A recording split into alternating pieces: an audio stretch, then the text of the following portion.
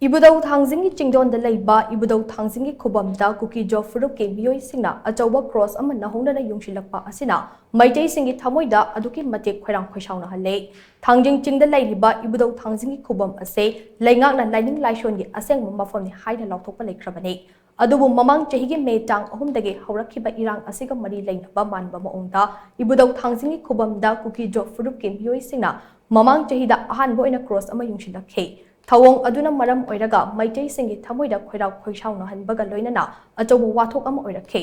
tungda Ibudhou Thangjing khubamda yungshinkhiba cross adu leingakna lokthokhe adubu hairiba khubam asida Kuki Zo phurup ki meeoi singna kaihobagi maongda anirak subu oina khulai paiba Kuki Zo phurup ki meeoi singna cross adu amu hana yungshilakhe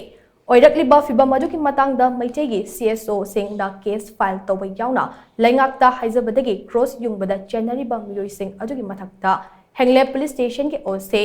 holkhomang haukipna FIR ama lokhatuna mara leiba sing fanaba en nengkhampang kauba ASI amana hojik investigation chathadibane adum oinamak hojik fawbugi oinadi hiram asiga mari leinana mifa mipun amata chathaba leitre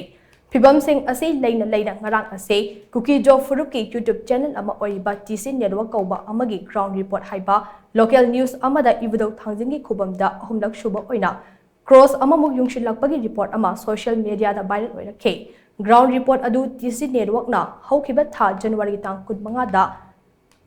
laukhibani haiba wafam pale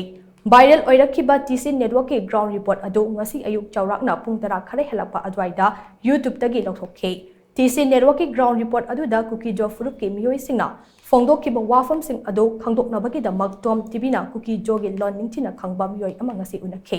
Kuki Zo gi meeoi singna cross yungba numita phongdokkiba wafam sing adugi matangda palladuna meeoi aduna hai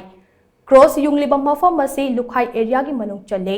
mafam asida ahumlak subo oina Christian lining gi cross yungliba ase lomhangsom kauba naha singi oiba lup amana silaga pangthokpani Hojik thokliba irang ase thokjingai mamangdagi mafam asida cross yungnaba khanakhiba leide adubu Manipur gi chief minister N Birena afa apun chatharakadra khanbadagi cross asi yungdana lakhibane mafam asida cross yungliba ase life fataba tanthoknabagi damaktane khongthang ase Kuki Zo gi manung chaliba phurup macha sing ase amato oina punsinnabagi pandam amasude phurup macha sing amato oina punnuna apunbagi pangal sagatnabane cross ase akai atoi amadi mang taknaba